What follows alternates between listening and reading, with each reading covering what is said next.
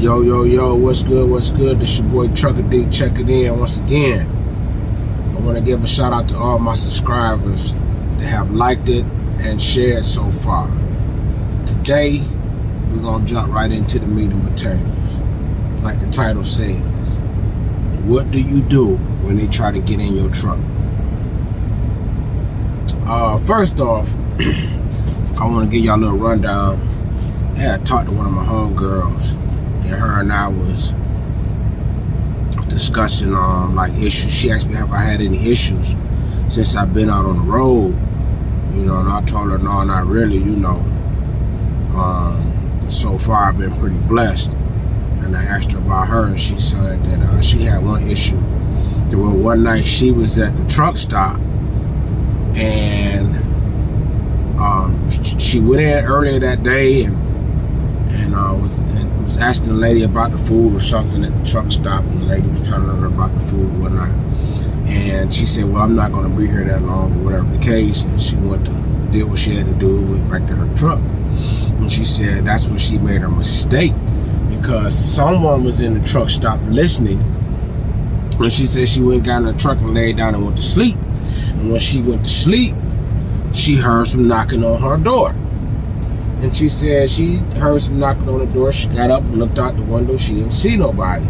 She said at first she heard the knocking, and she was like, I know ain't nobody knocking on my truck, so I'm tripping. And then she said it got a little louder. And so she said she's laying down and she looked out. She didn't see nobody. She didn't think none of it. She went and laid back down. Then she said she heard a bamming on her door. And she like, damn, they bamming on my door like the police. And we all know as truck drivers, sometimes you might be certain places and DOT might pull up on you and knock on your door to do an inspection or ask you questions or whatnot. So she said the way they was bamming on her door, she was thinking it was the law. So she got up, still didn't see nobody, laid back down. The bamming got knocked on back at the cab, back where her bed at, beating on that. And she said she like, damn. She got up and she looked out the window, and there was a guy standing out there. She said, and the guy was standing out there telling her to get out the truck. He needs some help. And she was like, get out my truck for what? He was like, I need you to get out the truck. I need you to help me. And she was like, she was scared to death. She had her hammer in one hand, you know what I'm saying, and something else in another. I forgot what else she said she had, but she definitely said she had a hammer in her hand. And she said, like, no, I'm not getting out my truck. She said this guy was very aggressive, persisting for her to exit her truck to come see what he wanted. She said, I was so scared I got in my damn truck and crunked that motherfucker up in the middle of the night. She said, you know you're supposed to do your pre-trip before you pull off. She said, the hell with that. I crunked that damn truck up and pulled off and rolled down the road, which I do not blame her. But I gave her some tips on things like this that we all should do when we're in that type of situation. For one, us as being truckers, we're not allowed to carry firearms, which I think that is a messed up situation all across the board. For the simple fact is, it's a lot of craziness out here in these streets, and we the ones that's in the middle of it all. Sometimes we be in good neighborhoods. Just because you're in a good neighborhood don't mean that it ain't bad wolves out there. And sometimes we're in bad neighborhoods, and we know in the bad neighborhoods, we got to deal with the lion, tigers, bears, lot lizards, all the above. So, you know, and all them, that ain't a good situation, because I heard a guy said he was dealing with a lot lizard, and while he was dealing with one, the other one was digging in his pocket. And then another guy told me, said he was dealing with a lot lizard. When he looked out his window, out his mirror, he seen a guy standing behind the cab, waiting for her to get out so he could run in and rob him. So it's all kind of situations out here that's dangerous for us as drivers out here. One thing I definitely feel they need to make a law that we definitely need to be able to be strapped. But because they made it to where we can't carry a firearm, that does not mean you cannot be able to be out here armed to be able to protect yourself.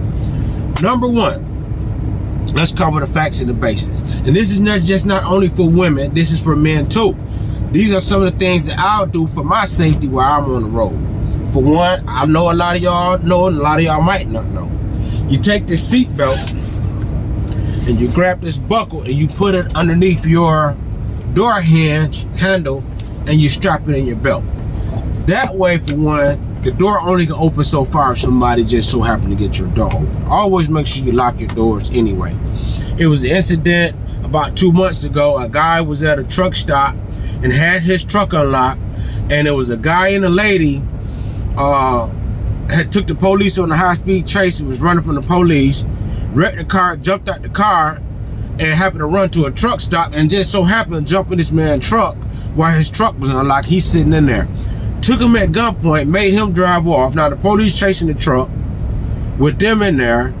Luckily, the guy got out trying to shoot the police. They shot, killed him, and got the lady. You know, he was a Warner driver. He didn't get hurt or anything. God, you know, God, thank you for that. But, you know, it's just dangerous situations out here. So you always got to make sure you locking that door. You know what I'm saying? This ain't about being, you being so hard or none of that. Man, listen, this is about your life and trying to get back to your family. Make sure you put that on the door if you feel uncomfortable. Number 2, like I told her, listen, if you in a situation and somebody's beating on your door and trying to get you to exit your vehicle, or they are trying to put you in harm's way, the number one thing to get major attention, I tell anybody, hit that red button, cut them hazard lights on, and you lean on that damn air horn. I'm talking about lean on it. I guarantee you, you blow that horn like it's like ain't no tomorrow, like this the last day on earth, Jesus coming blowing the horn, and with them lights flashing, you at a truck stop and something like that happened, I guarantee you, I know me. If I'm at a truck stop and it's 3 in the morning, I'm hearing a horn just constantly, air horn, constantly, wah, wah. I'll be like, what fool is blowing a horn like this? What's going on? I'm gonna get up and I'm gonna start looking. And then by the lights are flashing, the hazard lights, now I don't have to pinpoint like, where's this noise coming from? Now I got vision. I can see where the light's flashing. The horn is blowing. Now the next thing gonna be in my mind is, it's a situation over here. And if it grabs my attention, I'm quite sure it's gonna grab a whole bunch of other people's attention. Anybody that's trying to do you harm or do anything to your truck or anything like that, I guarantee you they're gonna get the hell on. Because now you have brought too much attention to the situation. So whatever they plan or plot was, whether it was trying to steal something or get in to hurt you or do some type of violent act or whatever, now that's out the window. Because they're gonna think my chances of going to jail just skyrocketed because I got a lot of attention on me. Versus you tell me, get away, no. Start leaning on that horn, hit them flashers. Now you got visual and you got sound. So that's just a good mechanism for your safety. Far as being armed, they never said we can't carry a knife.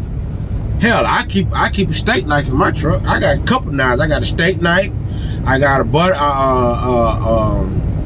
I like a little butcher knife, you know, because I cook in my truck. So these are utensils that I need to cook, but don't get it twisted. These are some utensils I would definitely put on your ass if you get in my way. If you enter this truck without my authority, don't think, nigga, I will not pop that knife in you. Another thing is mace. They got mace, they got pepper spray, they got gel pepper spray. These are things that you can have to protect yourself on this road. At all costs, you got to protect yourself, men and women. Simple fact, there was a guy about 3 months ago. This guy, black guy, stocky guy, mid-30s, you know, he wasn't no old guy or no real young guy, he was mid-30s. Go to a shipper. I think this was up somewhere like on the East Coast, I believe, I want to say. I can't really remember exactly where it was, but this guy goes to a shipper, disappears, vanished without a trace. I'm talking about straight up vanished. His family, they find his truck at the dock, at the shipper. He's nowhere near his truck. His phone is in the truck, his wallet is in the truck, his keys is in the truck. So they ruled out the man being robbed. You know, first thing they're like, well, maybe he got robbed or something. Well, if he got robbed, then why would he leave his phone and his wallet and his keys and all that stuff? So they ruled that out. But this man's family has been searching for him because they said this is not like him to just disappear without a trace and not contact his family and his loved ones and things of that nature. And why would he just leave his truck at some random shipper sitting at the dock and just leave all his belongings in there as well and not contact his people? Hell, I mean, if the man was even quitting, he could have said, well, man, I'm gonna leave this truck here and I'll catch an Uber to the airport or whatever. But you leave all your stuff and then your family looking for you, they ain't heard from you. So, you know, I hope to God that they found that man, or they find that man safely. My prayers go out to his family as well. But it's a crazy world out here. This is a dog-eat-dog world, and this is something we cannot take lightly. This is something that we cannot take as a game. Your safety on this road is very detrimental. A lot of you got families, a lot of you got loved ones, a lot of you got wives and children, husbands and children, fiancés and children, whatever, friends and family, and they want to see you get back, and they want you to get back. So you got to do everything in your power to make that happen. You know what I'm saying? And you know, my whole thing is, you know, if you take the good Lord with you, you're gonna be all right. But the good Lord say, don't be no fool, neither. You know what I'm saying? It's okay to be a fool, but don't be no damn fool all your life. So that, with that being said, find a way to protect yourself. Find something that's gonna best suit you to get you out of harm's way if a situation arrives. And then if all fail, you know, then there's 911. But you gotta understand, 911 might not get there as quick. If it's such a situation that's popping right now, you know, you don't want no situation by the time they get there. But like, well, if we got here sooner, no, you might need to do something to save yourself at that moment. So these are just some things I just want to run down on. What should you do in a case to where they're trying to get in your truck? But what should you do in the case to where using some type of harm's way? You could be fueling, or somebody try to come up and rob you. If you get the drop on them and hit them with that pepper spray, baby, I guarantee you, they're gonna forget all about robbing you today. They not robbing no more today. You hit them with that pepper spray. I promise you, they're gonna be done, or that pepper gel. So us as drivers, these are things that we need to do to protect ourselves. So with that being said, hey, I want y'all to keep y'all head on the swivel. Stay safe out there. And remember, I-10 by 10. Peace. This Trucker D out. Don't forget to like and subscribe to the channel. Leave a comment. Let me know what y'all thoughts, if y'all done had some experiences. Let me know, you know what I'm saying, if y'all feeling what I'm saying about these are things that we should need to do as drivers to protect ourselves. And also let me know if you think that they should definitely pass a law for us to have rights to bear arms. Holla at you. Peace.